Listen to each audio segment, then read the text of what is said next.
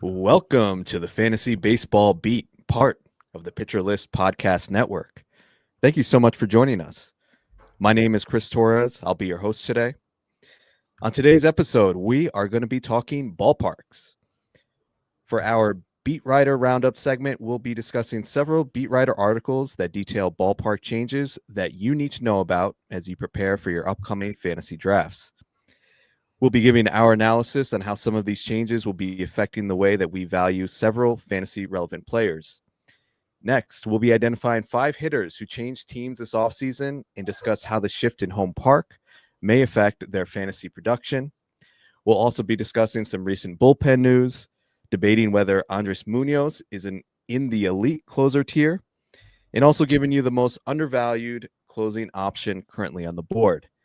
But before we get into all of that, I want to thank our listeners for making our last episode the most downloaded and listened to episode since our podcast started. Now, some people may say there's a few reasons as to why this happened. Number one, we're getting into the prime fantasy baseball draft prep season, right? We're in February now, so people are starting to really pay attention. Or maybe it was because the last episode was about the Mets, and there's a lot of Met fans out there. I have a different opinion. I can't help but think that the success of the last episode may have had something to do with the fact that our normal co-host, Mike Carter, he wasn't here. He wasn't feeling well that day, and he couldn't join us. But because of the success that we had last time without him being part of the show, we've made a unilateral decision to let Mike go from the Fantasy Baseball Beat. I have an official statement that I would like to read on air. So we at the Fantasy Baseball Beat are starting a new chapter. Effective February 6, 2025, we have terminated Mike Carter from the program. We appreciate Mike's contributions to the program over the years. However, it was apparent that his unwavering support for the worst team in the history of baseball, his love for Leury Garcia, and his old age were driving listeners away from the show. We wish him well as he endures another 40-win White Sox season. There will be no further comment on this matter. Please respect our privacy at this time. So there you have it, folks. It is a new chapter in the history of the beat. So moving forward, it will be me and my co-host Dave Funnell. Dave, how's it going, man? It's good. Melancholy. I mean, I will miss Mike a bit, but business is business, right? And it's one thing. It's all about the ratings, baby. Yeah, it really is, and we'll miss him, but in the end, we've made. Oh, Mike. Wait. What? Hey guys, how's it going? Hey. I'm sorry for being a little late. What's going on? Whoa. Who let him in here? Wasn't Security? me. Hey. All right, guys, we're gonna have to cut the audio. All right, get him out of here. Get him out. I'm sorry. We're just gonna have to take a quick commercial break. We'll be right back. What in the heck is going on here? All right. I feel like I walked into a party that I'm not invited to. Mike, what are you doing here? We terminated you. Oh, I guess nobody sent the memo to me then. Why would you guys terminate me? What am I out? Well, are you all right, me? listen. What happened last time is that we had the most listened to and downloaded episode in the history of our show without you. Oh wow. Yeah. Number one. So maybe it was coincidence, but maybe it was something to you not being here. But anyway, I mean, you're here now, so we're gonna have to move forward, and let's just forget about everything that I said before. And I didn't catch anything that you said before. I guess I'll have to listen later. Don't worry about it. Yeah, no, it's okay. It's okay. Don't worry. Okay. So we're good for All tonight. right. I'm okay to hang tonight. It's all good. Yeah, we'll figure something out. All right. But anyway, Mike, it's good to see you, buddy. So happy to have you back. We miss you. We love you, man. We're just playing with you. Yeah. We are going to get into some ballpark. That was a good one, guys. That was a good one. Yeah. We're going to get into some recent beat writer articles that detail some changes that have been made to some ballparks such as Camden Yards, some park shifts, right, that we have with the Rays and the A's going to minor league parks. So let's jump right into it. I'm going to start with I'm going to go to you first, Dave. And I know you had given us this article on the changes to from Oakland Coliseum to Sutter Health Park, the AAA affiliate for the A's, where they'll be playing this season. So if you could start us off by giving us your main takeaways from this article. It was written by Martin Gallegos. And the title of it was, "Will A's Park be Hitter's Haven? Not as much as you think." Yeah, the biggest thing here was, I think that what Martin was trying to do was trying to temper the expectations that people have. Because a lot of people are thinking that going up to Sacramento, that it's going to be a hitter's haven there. But he was trying to just show that it's not necessarily what's going to happen. Now, one of the big things was it's just a reminder that the two stadiums, last year's Coliseum and this year's Southern Health Park, the dimensions are actually quite similar. Specifically in left field, they're both 330 feet. And when you look at center and right, there's only a 3 and a 5 foot disparity. So it's not much of a difference there. Another thing that they talked about was there are warmer temperatures on average in Sacramento, but there is less humidity. So, and humidity plays a huge part in the way that a ball travels, because the more humid it is and the hotter it is, the ball just travels farther and faster. So out in Sacramento, the weather, I know last year it was very hot there, but it doesn't actually always equate to, more hitting. And another thing that they talked about was that the league is already planning for this. They're trying to balance this by 60 of their first 81 home games. They're actually going to be at night. And that includes that there's only 6 home Sunday day games between June and August. That's usually a day game for most teams.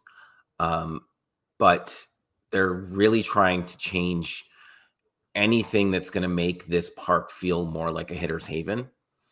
And it turns out that in 2023 in the PCL, from where this place was, it was actually one of the best for suppressing runs. Now, it's unsure if that was just because of the talent that was there or if it was because of the dimensions and everything that we just mentioned.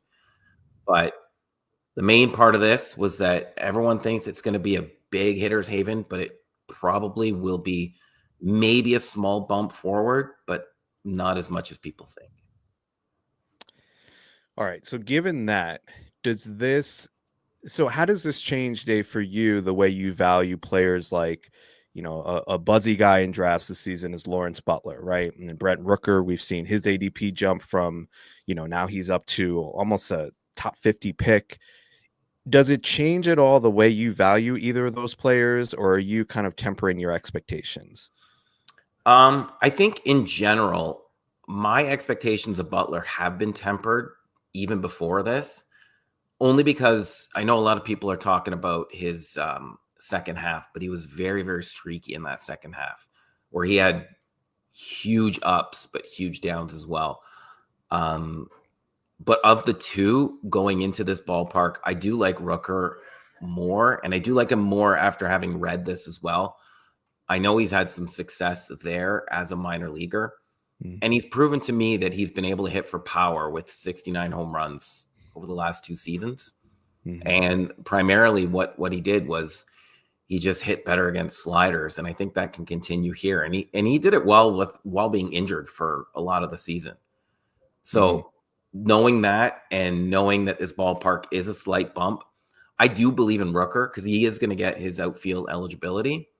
And I'll take Rooker over Butler. Okay. Yeah, I was I misspoke there on the ADP. So Butler is going last 11 DCs according to the NFBC, going at around pick 69. Nice. Brent Rooker, not top 50. He's going 72nd overall. So I'll tell you, man, and I was very like beginning of draft season, I was kind of lukewarm on Rooker, especially just because seeing that big of a jump in ADP from year to year. Usually I'm a little cautious with those type of players, but man, I think I'm kind of all in on this Oakland offense. I like Butler. I really like Shea Langoliers where he's going around pick 130. I feel like he's basically Cal Raleigh going, 50 picks later. Yeah. So yeah, I really, even Jacob Wilson, different profile, right? But he's going around pick 340. He's going to play every day. We know the average is going to be, above average to elite. So I really like this A's offense. And I understand that maybe we need to temper our expectations. Like this isn't going to be Coors Field, right? But when we're talking about going from the Oakland Coliseum, where we're used to just like streaming the worst pitchers, right? Like we feel okay streaming like a below average pitcher in Oakland Coliseum because of how pitcher friendly it was. You had all of that foul territory. And the other thing was really the temperature, not so much the dimensions, but the temperature in Oakland, especially these night games, like the ball does not carry, right? It's usually colder. Same thing with San Francisco, which is why their park is so pitcher friendly. It was usually colder, and being right on the bay, there's this. I am not a certified, I'm not a meteorologist, but from what I understand, this marine layer coming off of the bay adds to humidity, which makes it harder for the ball to travel. So I think the difference between where they were to where they're going, which is a more dry climate, like you were saying, I think that's going to show up. And at least, if it gives them another 5 home runs, like think about how that changes the value at the end of the season for some of these players. So I'm all about it. Yeah. I know Martin in this article will kind of poo-pooed it a little bit, but I'm in on this narrative. All right, so we're going to move on from the A's. Let's go over to, now this isn't a ballpark shift, but we're going to look at a ballpark that is changing dimensions, and we're going to take a look at Camden Yards, which is bringing in their left field wall. And Jake Rill of MLB.com wrote about this article called "A Happier Medium After 3 Years, O's Modifying Left Field Wall Again." So, Mike, take us through, what was it? What do you think is the most important thing that fantasy managers should know about this change? Well, I read the article, and I just want to plug that Jake's going to be on with us in 2 weeks to talk about the Orioles, which will be nice, man. All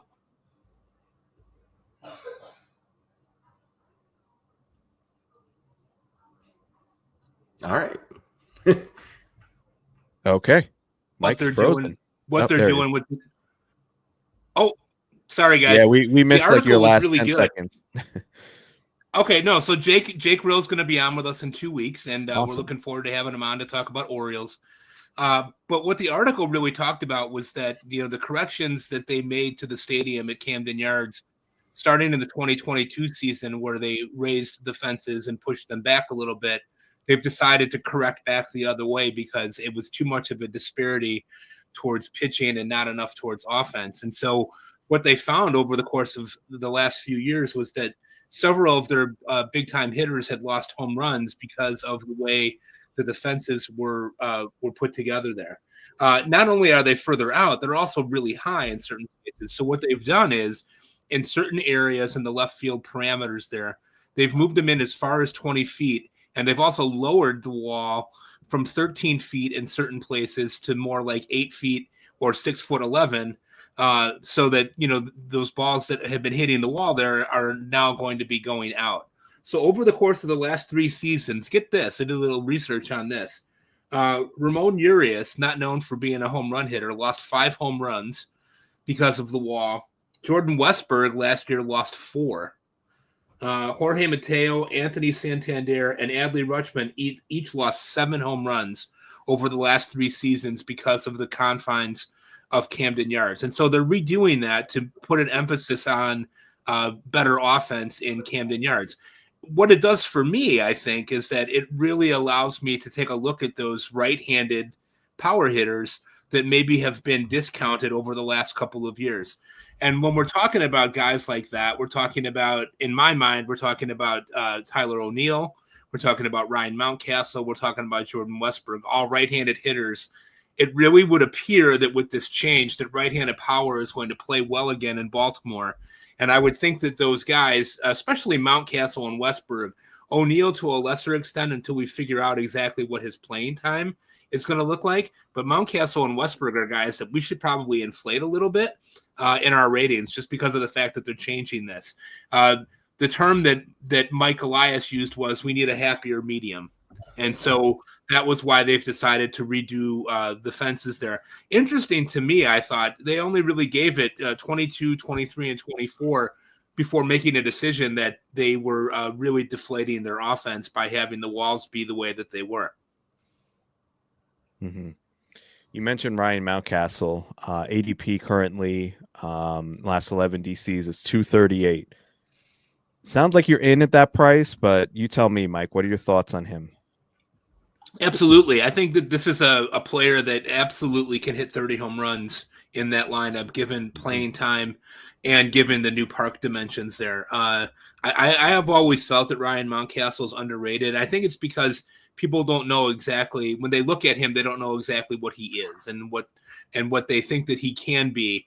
And I think we get lost a lot of time with that in fantasy. You know, we dream about what we think a guy could be as opposed to what that guy is. And Mountcastle is a very useful player, especially at this ADP. Would you wait on first base and make him your starter?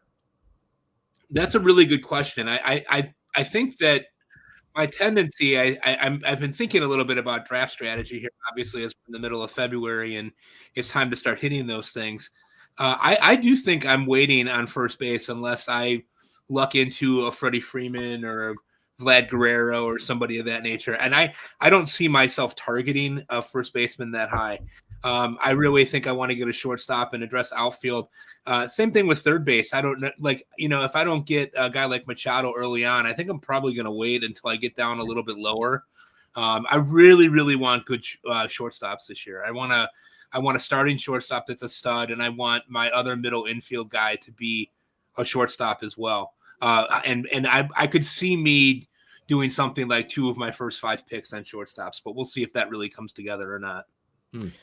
Yeah, well, the shortstop, it is interesting the way ADP is settled. I feel like you definitely need one by pick, like, I'm just pulling up ADP here, but like pick 180. And I'm not even like Ceddanne Rafaela is kind of the last one. He's kind of the last stand. Yeah. And I'm not even super confident in him. I'd say it's more like Dansby Swanson at pick 168. Yes. You kind of need to lock in one, if not 2, because even after that, if you're looking at a backup shortstop, you're getting into really murky territory very quickly. I've looked at Jacob Wilson in my most recent draft. I actually took him because I feel like he's kind of like he's viable as a second shortstop in a draft and hold. He's going at pick 341, but like you're talking about guys around there like Jose Caballero. We don't know what his playing time is going to look like. Trevor Story, so many, questions around him. Tyler Fitzgerald, Willie Castro, like guys that just you don't feel 100% confident in. So I agree with you on shortstop. That's a different, we'll save that discussion for another time. But getting back to first base, I think it makes sense. You could definitely, I think it is viable to wait and go for either Mountcastle or there are like several guys in that tier. You've got like Nathaniel Lowe, Andrew Vaughn, Yandy Diaz, who are all kind of in that tier. Yandy Diaz a little earlier. But I think those are kind of, if you're going to wait, I think you could still get passable production. And if this change really does, improve Mountcastle's power output, then you could be really getting a steal there. I mean, we know he's got the raw power. But we have yet to see it. People blame it on the wall, and we'll see. I know, like it is a thing. I saw a quote from Trey Mancini talking about this from several years ago. Like it's a thing. It gets in your head. These players, like when they're at home. I remember when the Mets moved to Citi Field, and it was a thing with David Wright. He talked about it openly. Like these guys, when they're in a pitcher's park, some of these players, it gets in their head. They start messing with their mechanics to compensate for that, and you see them not putting up the numbers that they're capable of. So definitely looking forward to see what these Orioles right-handed hitters do. I mean, I remember when Camden Yards, it was like, man, you wanted everybody on the Orioles, right? Like before they moved the fences back, it was like Camden Yards was like one of the best places to hit. So hopefully they can find that happy medium and stop robbing these players from multiple home runs a year. All right, let's go to another team in the American League East, and let's talk about the Rays. Now they're going to a different park. As we know, Tropicana Field got damaged by Hurricane Milton, and now they are going to be playing at Steinbrenner Field, the Yankees' minor league and spring training park. So that's going to be super interesting, going from a dome to, a park that's outdoors that has the same dimensions as Yankee Stadium, playing in Florida in the middle of the summer. So we could expect some pretty big changes there. There was an article we wanted to talk about that was actually from Baseball Prospectus. I really, really enjoyed this one. It was by Jacob Edelman of BP, and the title of it was New Stadium, New Sluggers, 3 Rays Ready to Rake. So Dave, tell us about this article. And he pointed out one player that I'm very interested in this year, and that's Jonathan Aranda. So tell us why we should be, based on the article, particularly interested in him. Yeah, and I just want to reiterate, this was a really, really good article. So I really think a lot of people should go read it. The biggest thing that I took from this before getting to Aranda was that we should expect a lot of offense in Tampa. He did a study, and he looked at like the rising fastball rates of all pitchers. He looked at the Wobicon of Tropicana and Steinbrenner, the spray charts comparing two things. And the biggest thing that we could get from this was that we're going to see a lot of offense, and it's justified by where everything was in Tropicana and at Steinbrenner Field for last year's spring training. I do know that the one that he really, really liked was Jonathan Aranda. And I think there's a chance here for someone to really, really, this is almost league winning value here for where he's going. He's going to get regular at bats at either the DH or first base platoon. Last year he hit 260 with a 268 XBA versus fastballs, and he was still pretty decent against breaking and off-speed pitches. But he's a left-handed batter at Steinbrenner Field, and these dimensions are exactly the same as they are at Yankee Stadium. He pulls the ball. He had an 11.2% barrels per plate appearance. That was 6th in baseball last year. He came up in September, and he hit 253 with 5 home runs. Give me him all day long. He's past pick 400. He's done it in the minors. He was injured last year, which stunted some of his development. I am buying him all day long with, like I said, I could see top 100 value going here. Dave, I've never heard you as confident in a player take as I did just now. That's Jonathan Aranda is your guy, it sounds like. He's my guy. Besides Bo Bichette. Yeah, that's true. He does, but he didn't have the same level, like that. That level of confidence I haven't seen in one of Dave's takes. That's Aranda is his guy. Aranda's going at pick 334, last 11 DCs. I like it. I mean, I do think the ceiling is a little bit capped because the Rays are going to Ray, right? But all of the underlying batted ball data. I mean, last year, this is 97 batted ball events. I get it. So it's a smaller sample. his barrel rate was 16.5%. That's an elite territory, Mhm. right? And I think the results didn't quite match what the contact quality indicated it should have been. He only had a 430 slug. X slug says it should have been 518. His hard hit rate, according to Fangraphs, was 47.4%. Now you're putting him in Steinbrenner Field with a short porch in right field Yep. in that Florida heat where the ball is going to travel.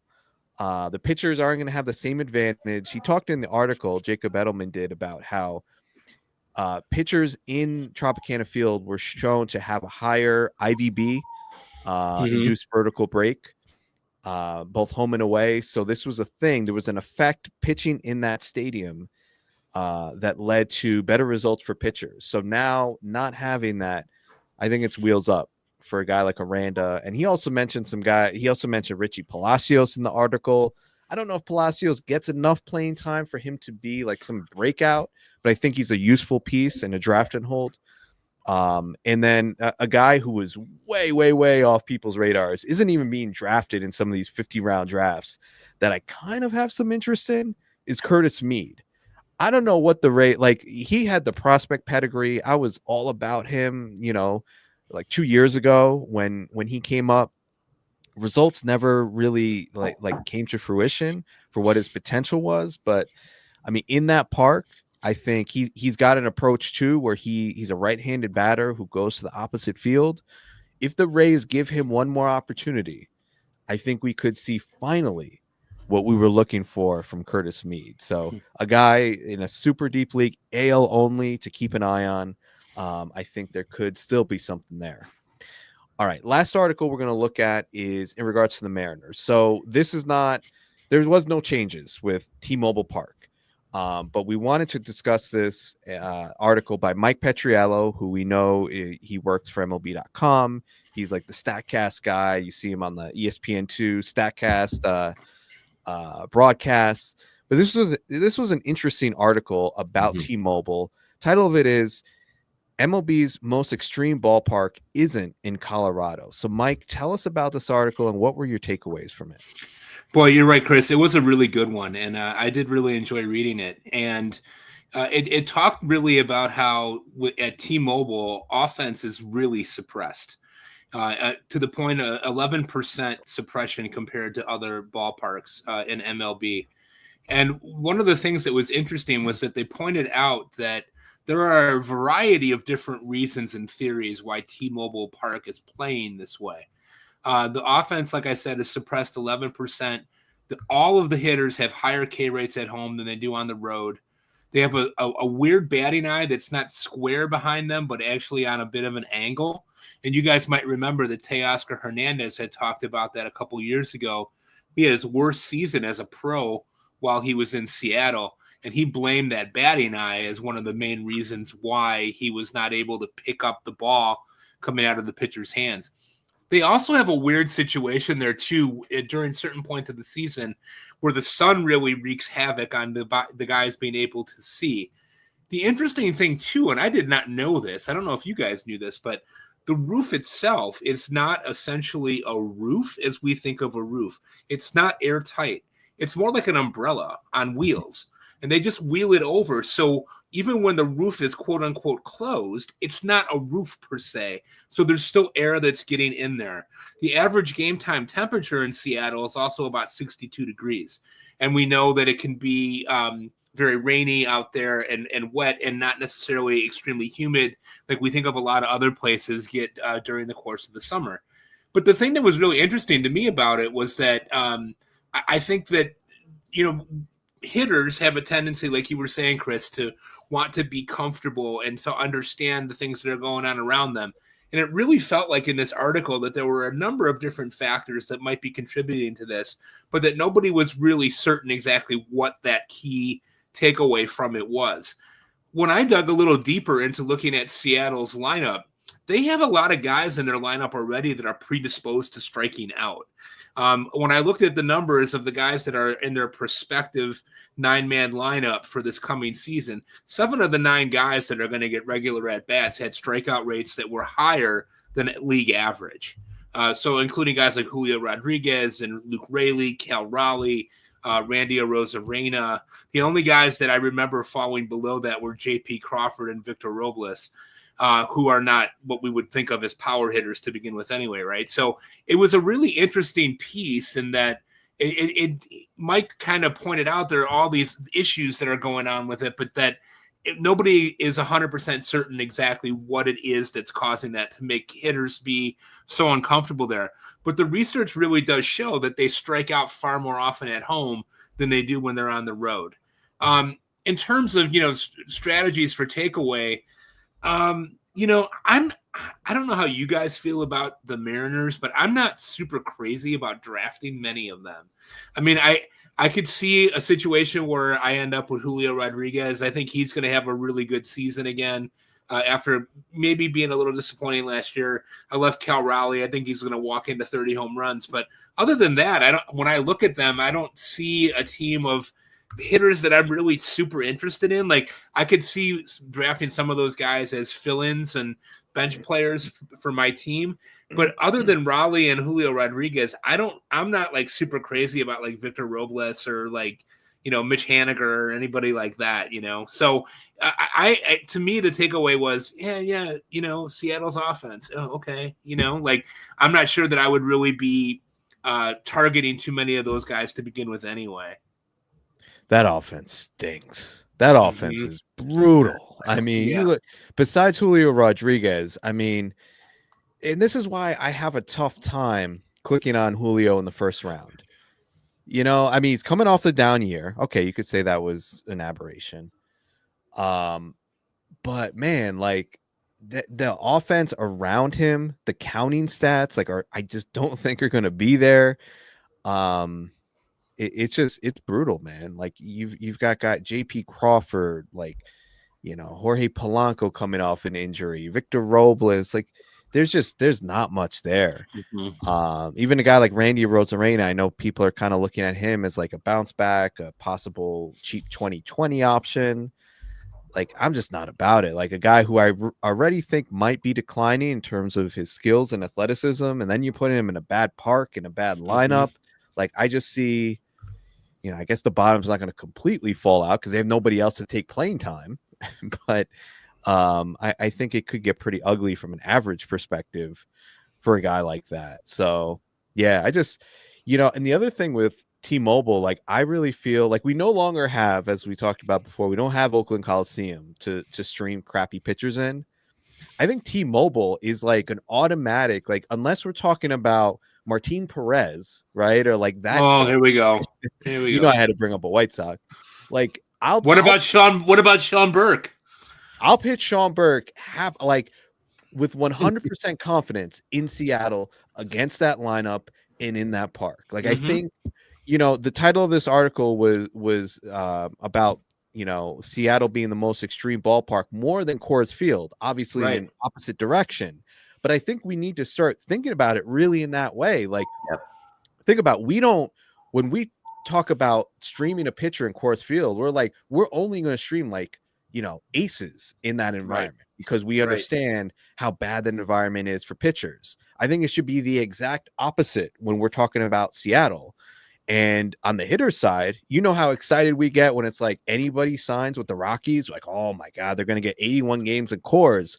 Well, when somebody signs with the Mariners, we should be like, oh crap, like somebody's going to be playing 81 games in T-Mobile Park. So, and maybe even streaming weekly too. If you see a team heading out to Coors, you stack up on all their hitters. Maybe if you see a team going to, Seattle, you want to pick up one of their late starters. Yeah, and like all the Mariners pitchers, I think those guys are just good, right? Like Logan Gilbert's really good, George Kirby's really good, but then you add in the park that they're in, and I'm like, I want at least like one of these guys, even like a discounted Luis Castillo, right? Like people kind of like whatever with him this year, but he's still pitching in Seattle, like that's so huge. So yeah, I think that's the park stuff. I think sometimes we could get a little carried away with it, but we got to pay attention, right? And hopefully talking through some of these changes and some of these extreme park effects is helpful as you get ready for your drafts. But we are going to transition to talking about a few players who are changing teams and how their home parks are going to affect them. But before we do that, we are going to take a quick commercial break. All right, we are back. Mike is still with us, so we're happy to still have him here. Of course, this is our buddy. Like you're going to be with us till the end, Mike. You better be. So we won't get rid of you.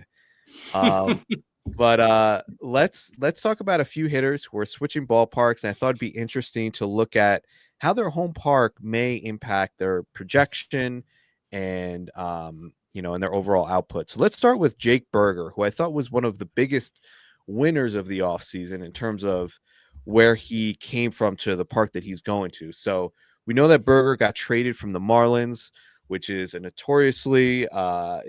pitcher's park, right? With a 92, using the past 2 years, it has a 92 home run park factor. He's now going to Globe Life Field, which has a 114 park factor for home runs. So obviously a huge shift. He's going, he's bumped up in ADP since the trade, but want to get your guys' thoughts on Berger. What are you chasing the ADP up? Like, do you buy into this park shift? And do you think Berger kind of has a breakout because of it? I'm buying in. I like where he's going. Like we said, with the park shift there, and the fact that he did it while playing in Miami is probably the biggest turn on for me. It's that he was able to go into Miami. Like, the park factor there is just, for right-handed power, is near the bottom of the league. So if he was able to do it there, I think he'll be able to transition to a much better ballpark with a much better lineup. And if we're looking at him as a first baseman right now, I have him here around the 11th off the board, just based off some ADP. But he's in an area where if you miss out on the top guys, I think you can buy in and get at least 30 home runs this season. And if you draft him as your third baseman, I mean, you could still, I'm in on Berger. I love that dual eligibility does help. First base, third base. It definitely helps, because it helps you earlier in the draft. If you find yourself, you get your first baseman, you can take him as your third. If you get your third baseman, take him as your first. And if you don't get either, he's there for you if you need him. So I'm in on Berger. Berger is there for us. Yeah. I was just looking up here. You talked about the difference in right-handed hitter park factor, and if you go to Stack or Baseball Savant, you could break that down between right-handed and left-handed hitters. So just confirming what you were saying, Dave, Globe Life Field for right-handed hitters jumps up to a 120 compared to Lone Depot Park. What a crappy name. Some of these parks really, they should reject some of these sponsors because the name is just so bad. Like, no one wants to call, even like we were saying, T-Mobile Park. Like, these names suck. But anyway, Lone Depot Park, right-handed hitter park factor, 85. So going from 85 to 120, a huge jump. He's probably not going to hit. He definitely won't hit as high in the Rangers lineup as he did with the Marlins. So maybe a few less at bats, but obviously the lineup is much better. So who knows? That may all be a wash. Mike, I had asked you guys to come up with a bold prediction based on some of the players that we were talking about. I'm going to just ask you for yours right now because it had to do with Jake Berger. Yeah, I'm a White Sox guy, right? I saw him play here. He's a first-round draft pick for the White Sox, and this is a guy that's becoming a burgeoning, consistent performer. 30 home runs seems to be a given if he just falls out of bed the right way. And he's a guy that you root for. He had some pretty horrific injuries coming up. Tore both of his Achilles tendons at different times, missed almost 2 complete seasons of minor league baseball. So he's a guy that you're always rooting for. I think he is going to hit higher up in that lineup. Roster Resource has him batting 8th in that lineup. I don't see that happening. I think he's going to hit further up than that. And I really do think that this is a guy that's going to hit He's hit 250 3 years in a row, a la Chris Davis, right? But if you think about what he can do and how hard he hits the ball and playing in a better park with a better lineup, I think this is a guy that can hit 270 and hit upwards of 40 home runs. And I really do believe that. All right, what want you lying to me here? All right, I'm just pulling up his oopsie projection. Another talking bad names. But I think Jordan Rosenblum he wanted to mess with us podcasters and just make us sound dumb by saying the oopsie projection. Oopsie. So for Jake Berger, we've got 34 home runs, 94 RBIs, a 252 average. It's a projection. So, there's room for more. So yeah, I mean, that's pretty juicy at that price. A nice juicy burger. So, all right, enough with that. We're gonna move on to the next player, switching ballparks. I'm in on this guy. I'm totally in. I'm like how Dave felt about Jonathan Randa. This is how I feel about this next player, and that is Michael Conforto. Now he's going from one of these parks. We talked about the A's and playing out in the Bay and how those parks, like, it's really hard to hit home runs. San Francisco and Oakland. He's going from San Francisco to now going to Dodger Stadium.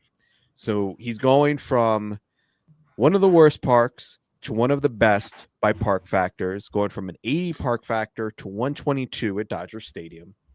Obviously, we don't even have like the shift in lineup quality, right? Going from the Giants to going to the Dodgers, where it'll probably hit 5th or 6th against right-handers. I'm all in on Conforto at his price.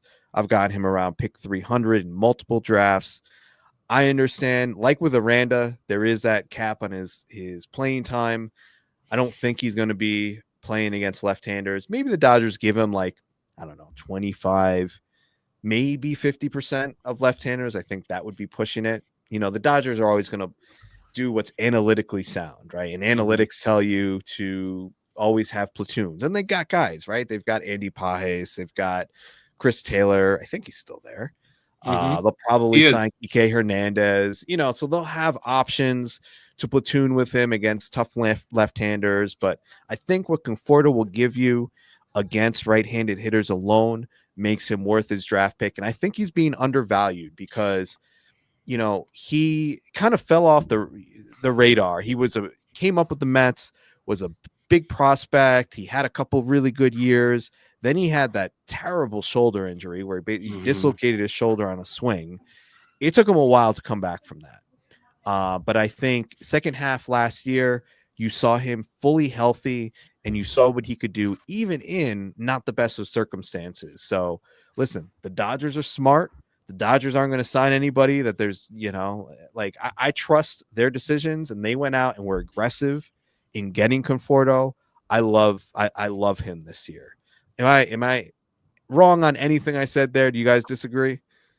No, I mean they paid what, 17 million for him? Yeah, so, right. They're paying him too. Yeah. So I like him where he's going. My only concern is just his health, just because it's been hamstring injury after hamstring injury over the years, but he's produced when he's on the field, and it feels like the Dodgers will just go with the hotter hand. I mean, they especially in the outfield, there's always that one spot where there's that unknown. I think they did it with Jason Hayward, and they've had other names out there. I think there's a chance here, if he remains healthy, he's going to produce. So, why not take a shot on getting a piece of the best lineup in baseball? Yep. Paul Goldschmidt, another guy who's switching teams. Mike, I want you to get your thoughts on this one. Goldschmidt goes from the Cardinals to, which is not a great hitter's park, park factor of 90 for home runs over the past 2 years. He's going to Yankee Stadium. So tell me your thoughts. I know, we've got a guy here who's possibly starting to decline. I think entering his age 37 season. Are you in on Goldschmidt given the change in context, or are you kind of shying away thinking this might be another Jose Abreu? Yeah, there's, the three of us have talked about that in our group text quite a bit. And I see a lot of similarities between Abreu and Goldschmidt, lots of hard hit grounders to shortstop. Goldschmidt seems like he's made some adjustment, and it might still be a serviceable player. The problem that I have is that I think people are going to inflate the fact that he's playing for the Yankees, potentially batting cleanup. I don't think that the salad days of over 30 home runs and having double-digit stolen bases are going to be there for him. I mean, he's 37 years old. He's clearly in a level of decline. The Yankees actually have a couple of hitters that are kind of like that. I would say Bellinger's kind of in that same class of like, and his batted ball skills don't look like they're that great to me anymore. That being said, they're both going to be serviceable players for the Yankees. It depends on where you want to get them. Goldschmidt's a guy that I could see hitting somewhere between 20 and 25 home runs with a depressed average. You know, somebody hitting probably 235, 240, maybe stealing, 5 to 10 bags. So there is value in our game for that. If you're expecting Goldschmidt's going to hit 330 again, I think that, you're out to lunch on that one. I don't know if anybody really is doing that, but there's an automatic charge that comes with a guy going to the Yankees, right? So like that, to me, that's always the thing that I'm navigating is somebody's probably going to be willing to pay that price earlier than what I am. Like I'd way rather take Jake Berger than Goldschmidt. You know what I mean? Like right straight up right now, I'd rather do that. Yeah. I'm surprised that Goldschmidt hasn't risen more. He hasn't gotten more of a Yankees tax since he signed, because I think right now I'm pulling up last 11 drafts. He's at pick 174. I don't have where he was going earlier, but I mean, he's probably risen about 20 picks or so. I think he was going around pick 200 in that range prior to that. So not a huge jump. I think there is, especially those of us like myself that drafted Jose Abreu last year. It's kind of, we feel we don't want to take that chance again on aging first baseman. But I do think the park shift does really matter for him. And if you look at Goldschmidt's underlying batted ball quality, like it was all pretty good last year. Like it wasn't too far off from what he's done in years prior. He did get a little bit unlucky. There was a little bit of slippage in skills, but I think there still could be one good year. I'm fine with him at price. Not a guy that I'm like, he's not like a huge target, but someone that I think if he's there in the right build, makes sense to take a shot on. Let's go to another player who's leaving Yankee Stadium and now going to Detroit, and that's Gleyber Torres. This is a guy I'm totally out on. Maybe it's just because I'm burned by what he did to me last year. He was like my most rostered player, thought going into a contract year, like a good balanced profile, gives you some speed, some power, good Yankees lineup. I was all in last year, and he was such a disappointment. Now that he's leaving Yankee Stadium, going to Comerica, which is one of the worst hitters parks, I'm just not about it. What say you, Dave? Yeah, I'm not in on him at all either, but it really wouldn't surprise me if he actually bounced back, because I don't know mentally if he was all there last year. Just watching some of the highlights and the errors that he made on the field, it felt like he just didn't want to be there. And it felt like I don't know if he was just jealous that he wasn't the star or something about it, but the body language and the lack of not sportsmanship, but teamwork, it just felt like he didn't want to be there. He wanted out. Maybe he couldn't deal with the pressure. I don't know. Given what we've seen out of him, I think he is still someone that's overrated, but it wouldn't surprise me to see him, just say, I'm all in this year. He's betting on himself, putting in the effort, putting in the extra work to get that long-term contract. But I'm not going to take that chance even at his draft price. Yeah, I just don't see, like, that is just kind of Gleyber, right? Like he just has that he almost reminds me a little bit of Robinson Cano in the way they would play. He's not as, like, I don't think gifted as Cano, but like just kind of like lackadaisical at times. And it seems like he's just kind of just not really giving 100%. I don't know what it is with Gleyber. There is something there because there were just too many mental mistakes, and that's been a staple of his game. So I don't know. Maybe there is somebody, maybe there's another veteran presence on the Tigers that kind of like takes him under his wing. And like, I don't know. I'm just making stuff up, but just be done. Just be done. just be done. Thank you. All right. Enough. Anyway, on to the next player. Hot take. Yeah. No more Torres. You may be saying that about me as well, Mike. Maybe I got an idea for a cold open for the next show. Okay, nice. There you go. I'll let you do that one. You do the outline for next week. Last player we're going to discuss is Kyle Tucker. So this is a guy who's a first rounder. I think he provides a really nice balanced profile. Now moving though from Minute Maid, I think it's still called. I don't know. It might be another stupid name that they gave it. They did. And how about Enron Field? Let's call it Enron Field. That's I like. Oh boy. Oh boy. He's moving from the ballpark in Houston to Wrigley. That one is staying the same. But it's not a huge downgrade. But interestingly, Wrigley played very pitcher friendly last year, more so than in prior years. So maybe it was just a thing. The wind. We know the wind is very impactful there. Maybe there were just more days the wind was blowing in. I don't know. Could also be advantageous at times when it's blowing out. I mean, you look at an over-under in one of those games, it's like 11 or 12. So he could also take advantage of that. But where are you guys at on Tucker? Do you have any concerns on, him going from Houston? He's played there his whole career, now going to Chicago, going to a little bit of a ballpark downgrade. Mike, tell me what you think. Yeah, I'm a little concerned. I mean, I think the level that we've been wanting for Kyle Tucker, I mean, he's a fantastic player, don't get me wrong. But, his batting average has kind of been, he had a 257, then he was at 284. And like last year he was hurt with the injury that, wasn't really supposed to be a serious injury, and then ended up being a fracture and cost a lot of people that really valuable time in their fantasy seasons. Wrigley Field has a really bad, undeserved reputation, like you were just reporting, of being a home run launching pad. It's really not. And so I think that there's a possibility that he has a little bit of a depressed home run total and steals 20 bags, but that maybe it's not a terrific Kyle Tucker season like we're used to with Houston. And quite honestly, I also want to see him be healthy. That's something that's a little bit concerning to me. So this guy goes from the Houston lineup to now he's going to supposedly hit second in this lineup with Ian Happ in front of him and then Seiya Suzuki behind him. But I'm not super jacked up about the Cubs lineup either, to tell you the truth. So I think he's going to provide them with a lift, but I'm not 100% sure that this is going to be the breakout season of 40-40 or anything like that. I mean, he's still going to be really, really good, but I've been hedging a little bit about taking him in the first round. I'm a little wary.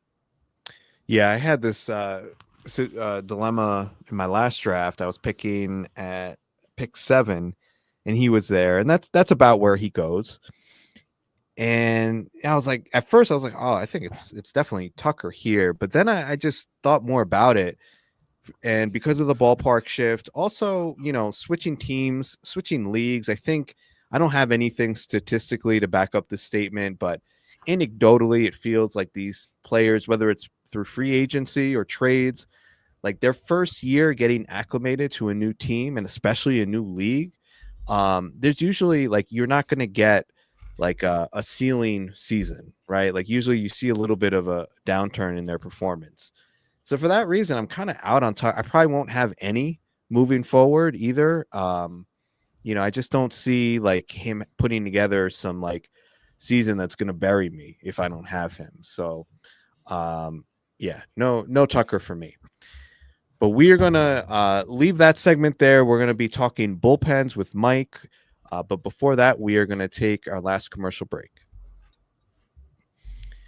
All right, we are back. So, Mike, we wanted to talk to you about this last week before you left us. But I want to get your thoughts on a recent signing. Someone everybody was kind of waiting for to see, where he would land and how that would affect the rest of these closers. And that's Carlos Estevez. He went to the Royals. Much to the chagrin of people who drafted Lucas Erceg. But tell us, what are your thoughts on this bullpen? Do you think that people who have Urseg basically, should feel like they don't like Urseg is basically a wasted pick? What are your thoughts on this bullpen? I think everybody's got to pump the brakes here a little bit. There was a lot of gloom and doom. I mean, Urseg was really climbing up charts, and mine too. As a guy that was, as a wonderful pitcher. I mean, he's got a 4-pitch mix. He's essentially a starting pitcher masquerading as a closer with what he brings to the table. My first take on it really was, Urseg is just a much better pitcher than Estevez is. I mean, I know Estevez has had the job, and we know that means something in context to managers, right? Like, they want a guy that's done the job. They want a guy that doesn't wilt under the pressure of it. Estevez has had a couple of pretty productive seasons closing, even though his stuff on the surface doesn't look like it's that typical great closer stuff that we look for. For those of you who've taken Urseg, do not panic. I still think that he's going to end up being the closer eventually. Whether this is a timeshare at the beginning, we don't know yet. Matt Quatraro has not announced what his plans are for this role. But I definitely could see a situation where Estevez wins the job in spring training and then has a couple of rough outings early on, and they switch back to Urseg. I mean, Urseg has done nothing to be able to lose the job. The one thing that Urseg's at a little bit of a disadvantage in is that he really can pitch multiple innings. And he's a guy that could end up being a high leverage reliever in that Royals bullpen, along with guys like Hunter Harvey and John Schreiber. They've got some depth that they've added to the middle part of their bullpen. I just think that Urseg is a much better pitcher than Estevez, and I don't think that Estevez will hold that job the whole year. I just think Urseg is a lot better than he is. Yeah, I think Estevez is really living on that label as capital C closer. I'm putting in Lucas. I'm sorry, I'm getting sidetracked because I put in Lucas Urseg into the Fangraphs search bar and it autocorrected to Lucas Erect.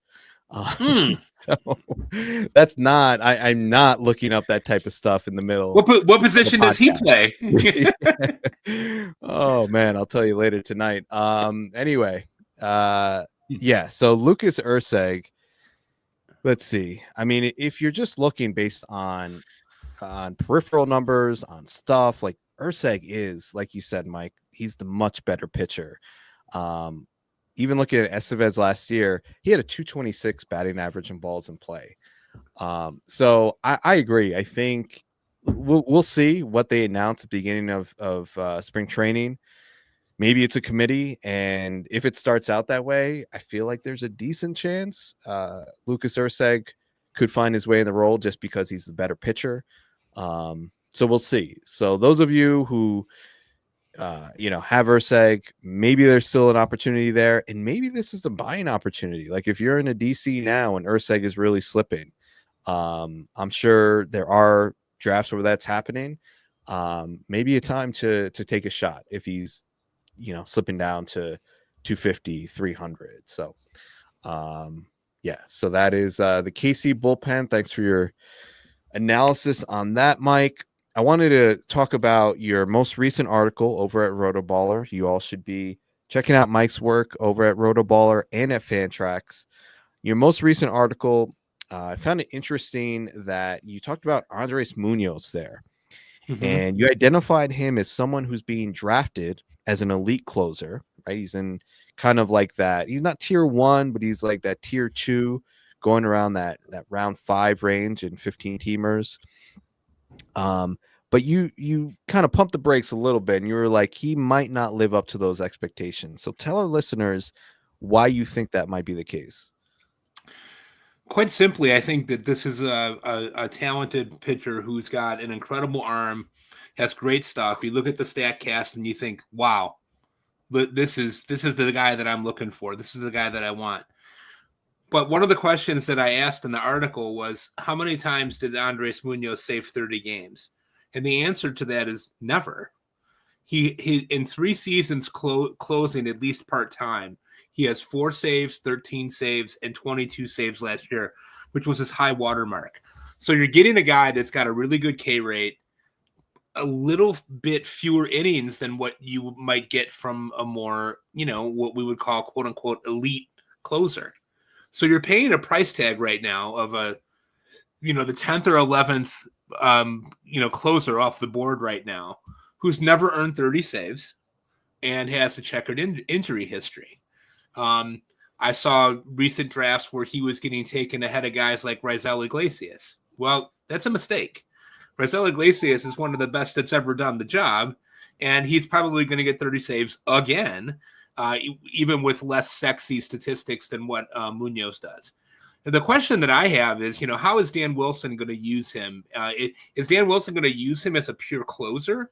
Because Scott Servais did not. And there were times where he was bringing in Munoz in the 7th or 8th inning and then closing with guys like Matt Brash, which, it seems like it doesn't make sense, but it worked for them when they were doing it. So the stuff is elite. The numbers are not what I would call elite. He's got high walk rates historically, 11, 12% in certain seasons that he's been doing it. And I went back and looked a little bit after the All-Star break, and he had 7 saves and an ERA of almost 3.5 over the second half of last season. And his ADP right now is about 82. So he's actually about the 9th closer off the board. For me, it's not that I don't like him. I think he's a wonderful talent. I just need, if I'm paying that price, I need 30 saves. I need sparkling ratios. I need a bunch of strikeouts. What I don't need is 50 innings from a guy who might get me 60 strikeouts and 15 to 20 saves. Now, it's possible he could really pop this year depending on how Seattle uses him, right? Like, he could obviously expand into that 30 save realm, but at an ADP of 82, I'm not willing to take that risk right now.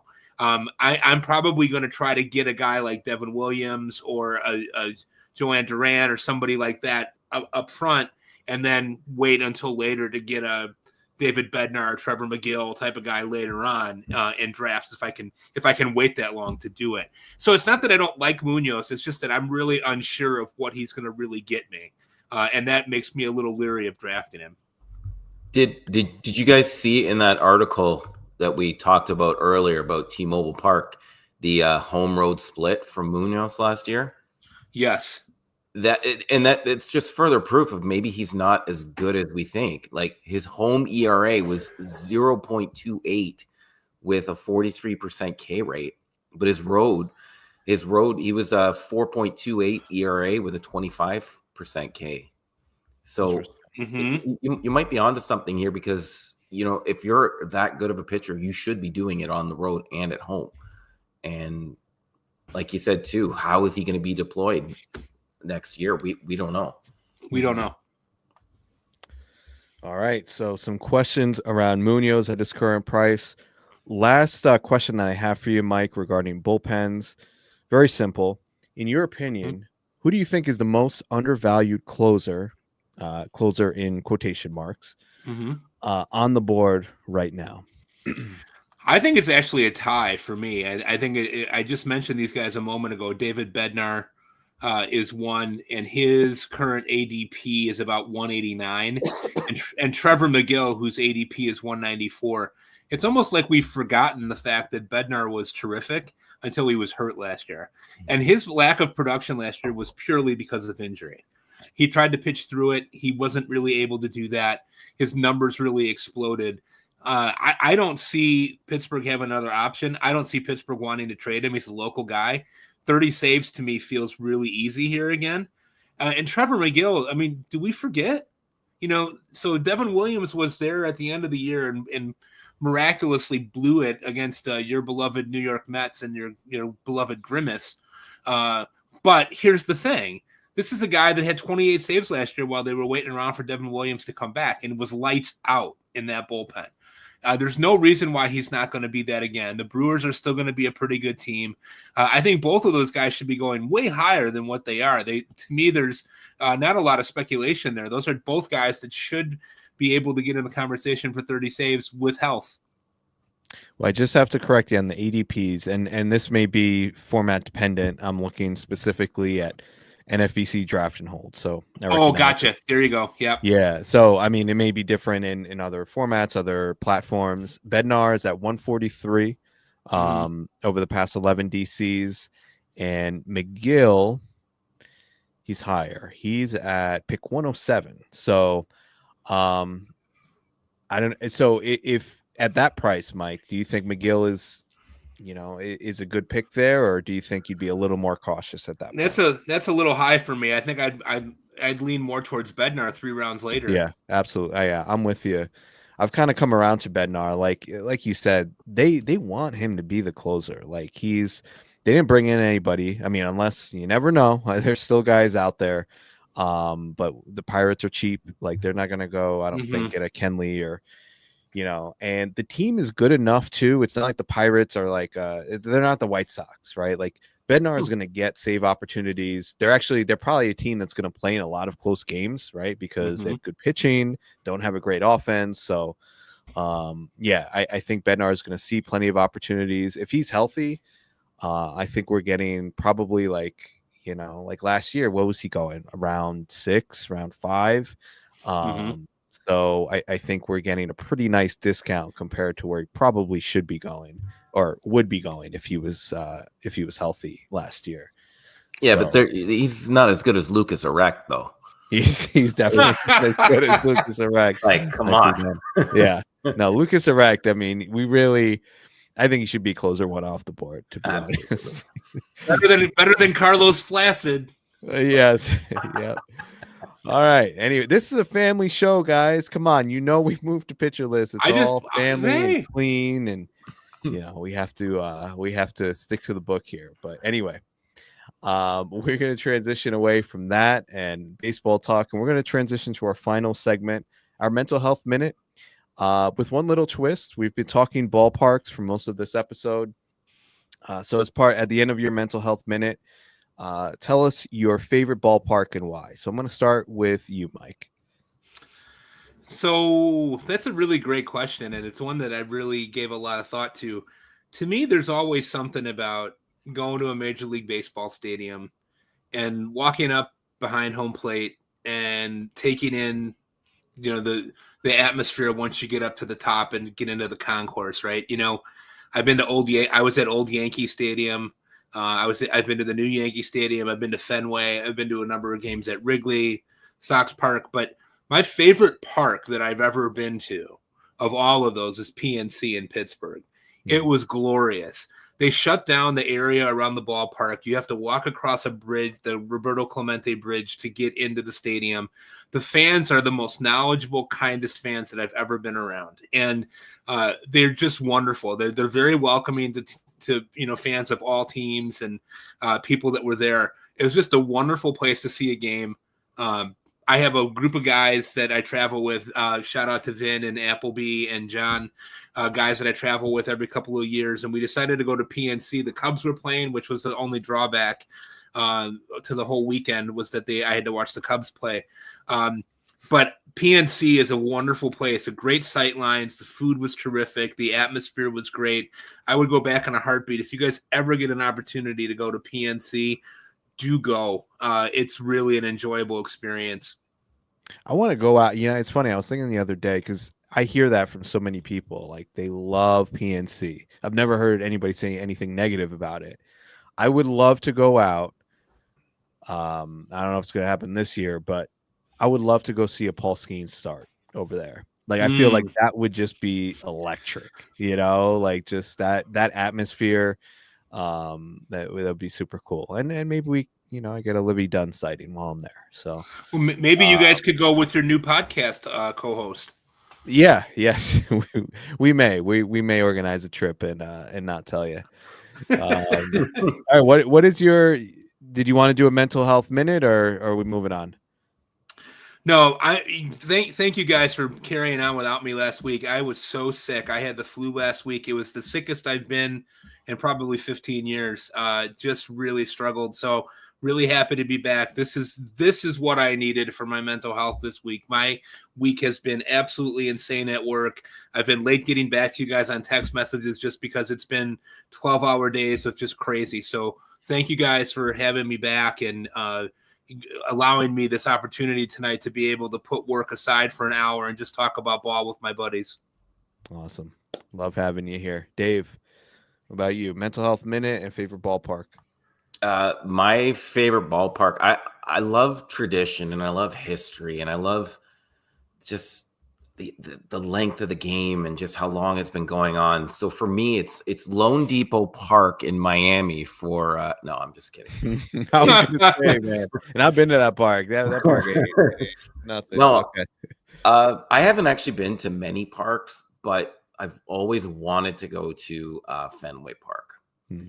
And there's just something about it. It feels like it has its own aura, its own atmosphere, and it feels like every game, just watching it on TV, like every game is its own. I don't even know how to explain it. It just feels like it's its own little thing. And I want to take the tour. I want to go backstage. I want to take the tour of the whole place. And I want to sit on the wall itself. I love those seats. I love the idea of the wall. I love that the score gets changed by, manually. And it's just, I don't know. I don't know if you guys have been there. Mike, you said you have, but I have. Yeah. for me, that's on my baseball stadium bucket list. Awesome. Yeah, No, I went out and really touched is. the left. I went out and touched the left field foul pole where Carlton Fisk hit the home run in '75 off of the foul pole. I needed to touch that, and just it was a weird thing. Like I left my family aside, and I walked over there, just kind of mesmerized by it. It's just a great place to see a game. Yeah. It really is. And like you were saying, Dave, like when you're there, it's like I've never been to any baseball game where people are as focused on every pitch as they are at Fenway Park.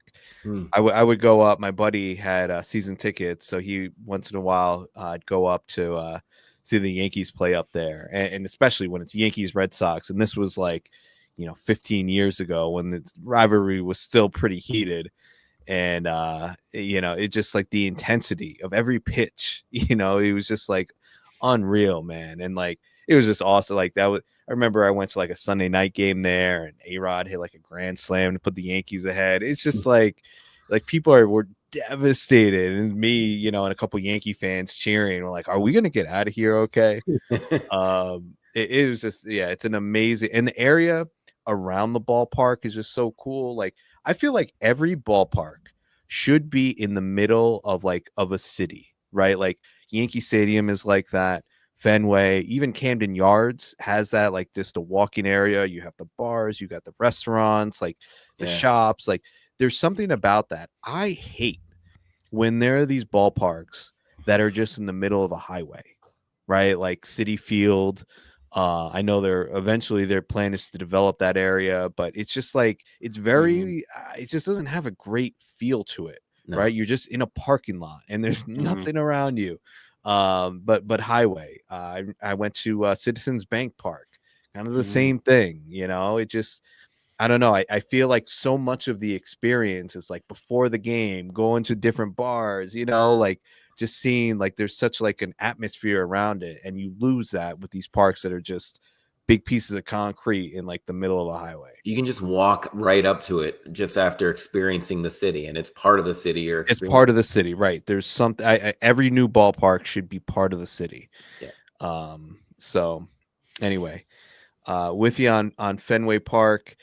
That was actually going to be my answer was Fenway, but you mentioned old Yankee Stadium, Mike, and man, I miss it so much. Like I'll watch Yankees classics and see some of these games from, the 90s, early 2000s, and like I get like so like it's nostalgic, but I also get kind of sad because it's, I miss that stadium so much. I grew up in there, so there's that piece of it. But just like it was grimy, it was kind of gross, but it was the Bronx, right? Like it had that feel.